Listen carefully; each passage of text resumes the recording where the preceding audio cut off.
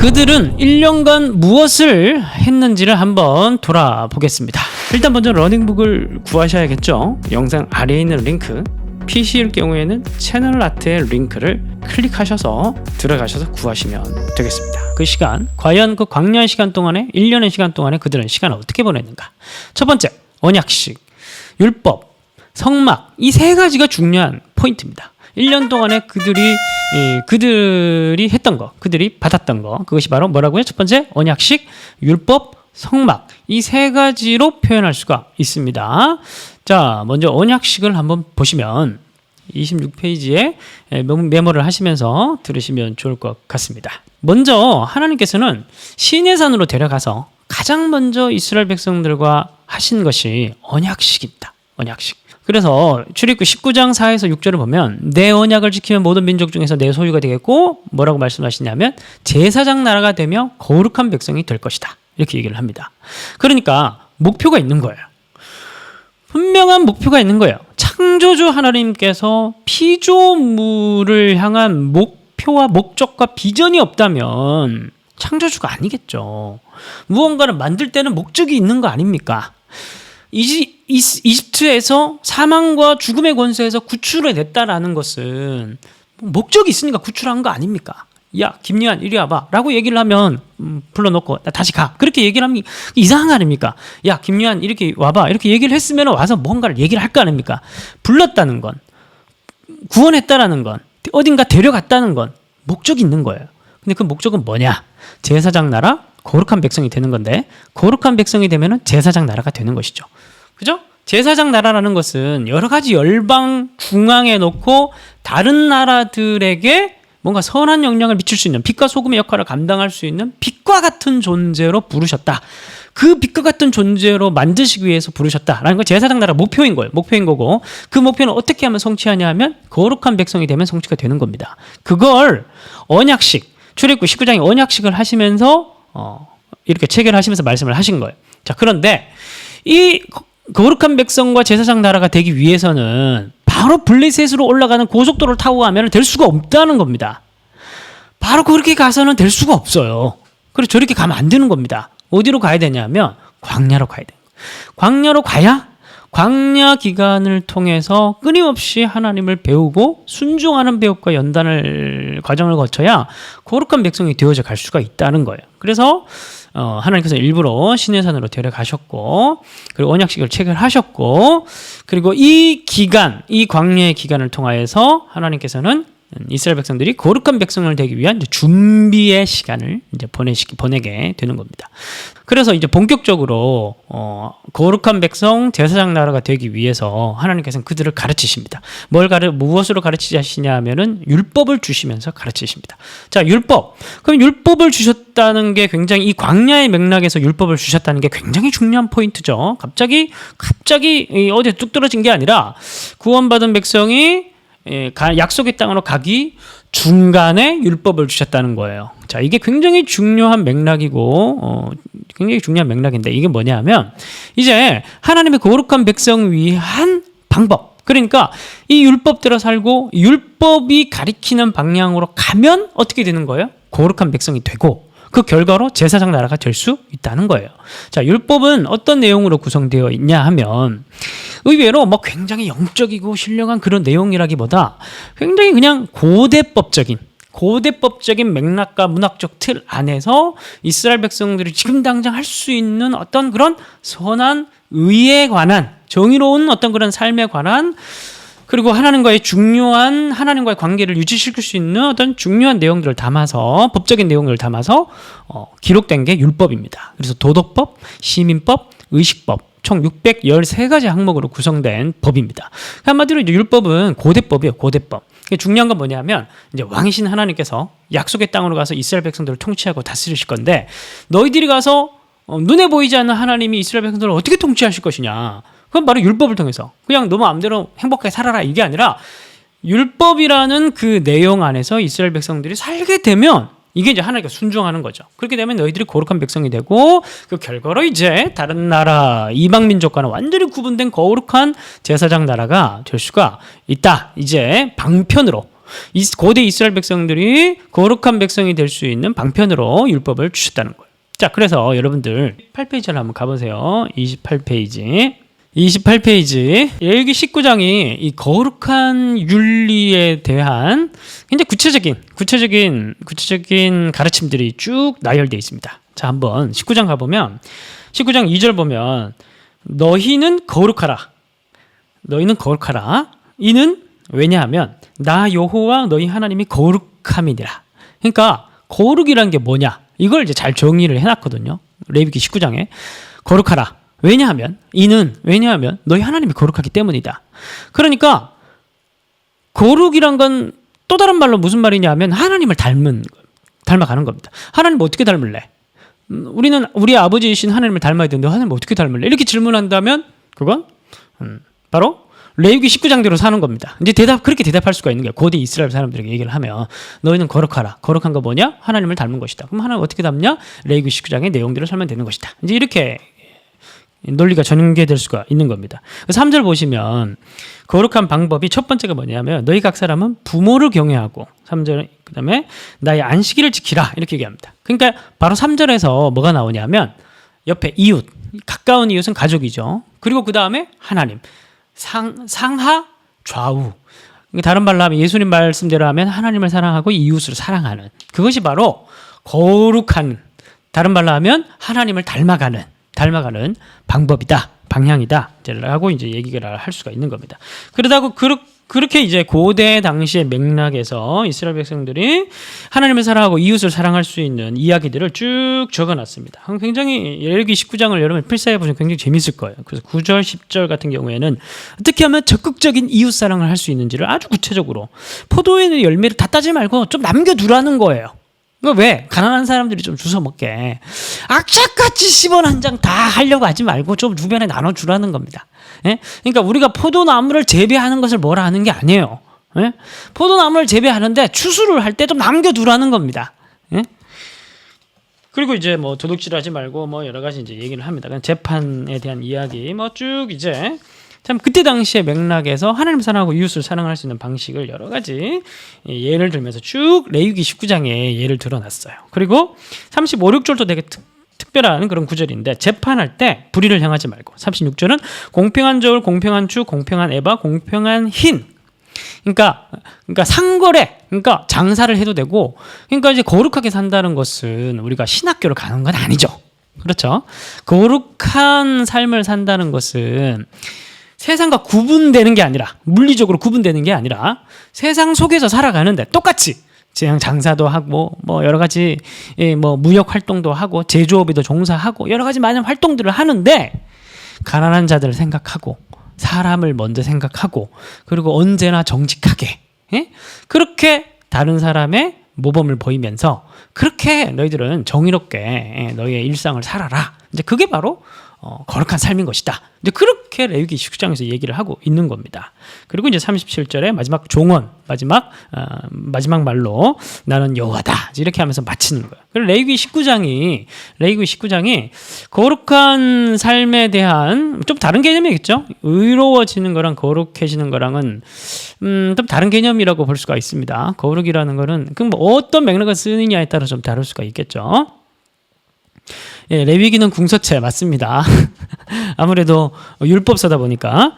자, 그렇게 해서 레위기 19장의 이 필사를 여러분들 해보시면서 고대 사회에서 이스라엘 백성들의 맥락에서 거룩한 삶에 대한 비전들을, 명령들을, 하나님의 도전들을, 하나님께서 우리에게 하시는 도전들을 이렇게 명령하셨구나.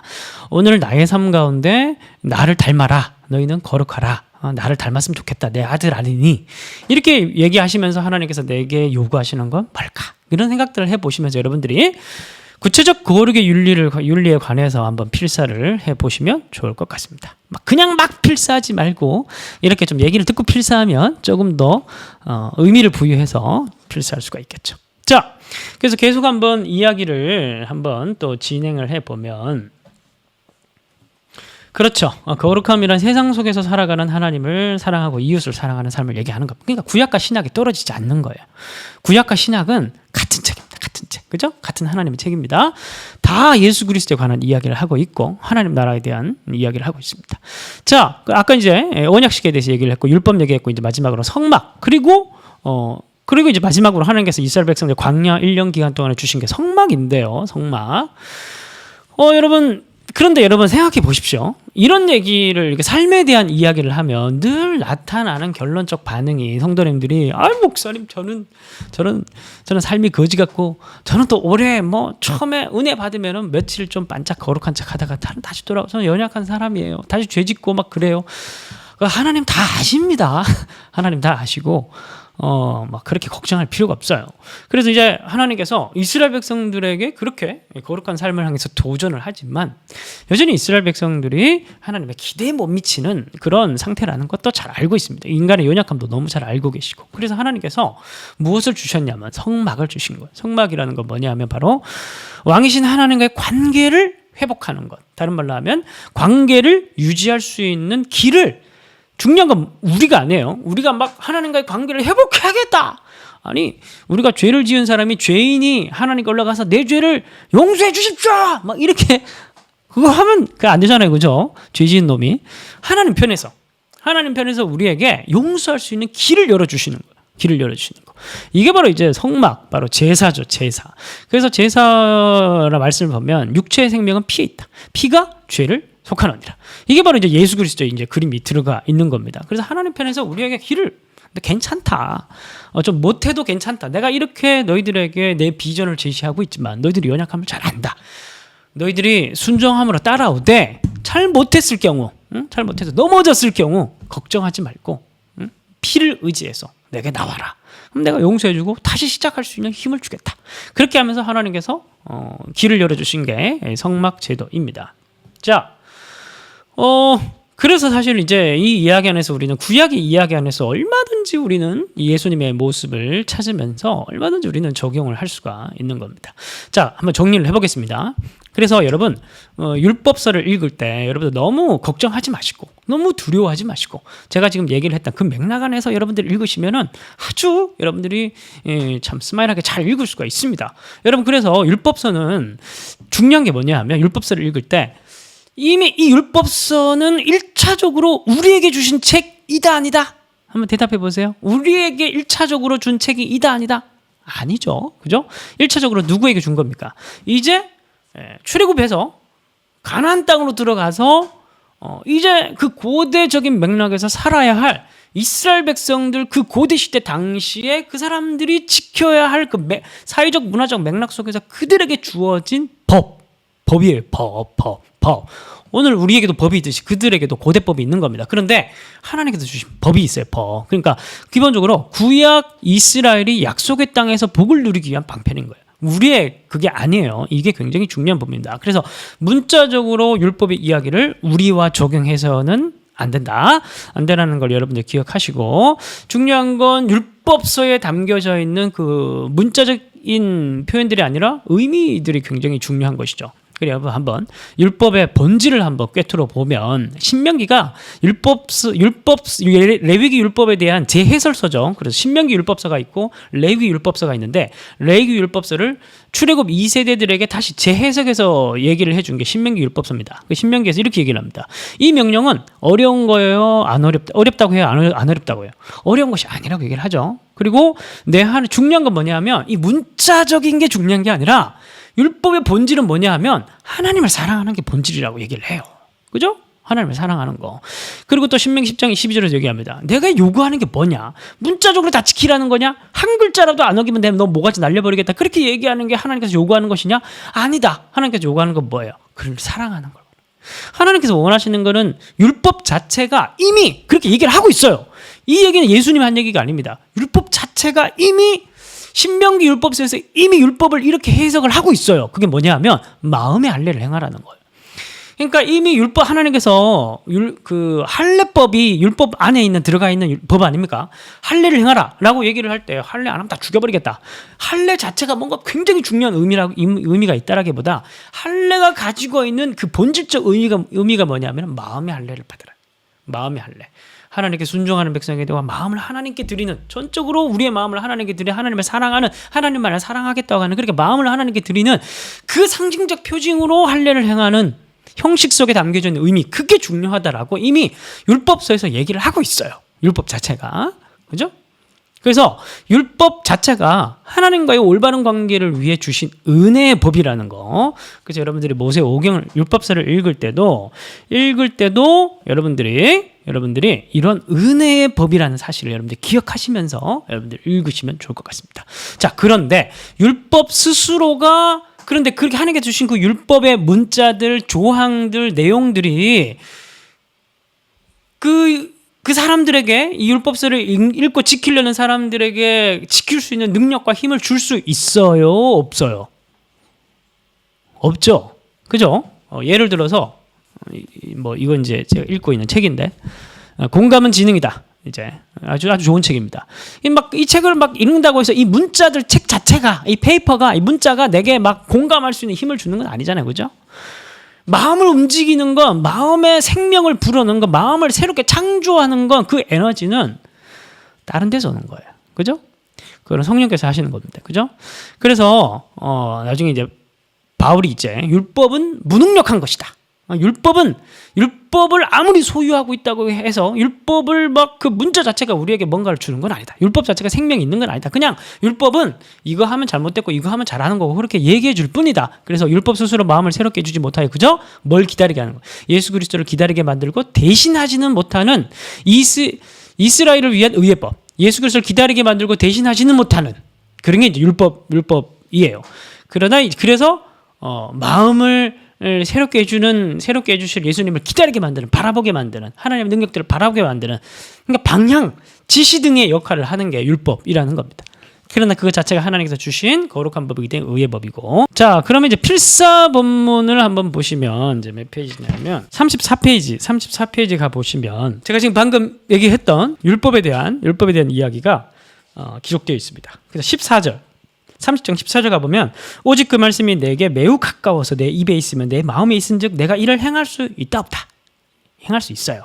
율법 문자적으로 다 지켜야겠다는 강박, 그런 태도로 가게 되면은 이제 행위주의적으로 빠지거나 아니면은 자기의에 빠지게 되나 1세기 유대교도들처럼 그렇게 되는 것이죠. 근데 그게 아니라 본질적 측면에서는 하나님을 사랑하는 게 그 율법의 본질이니까, 그죠? 그런 의미에서는 할 수 있다. 이렇게 얘기를 하는 겁니다.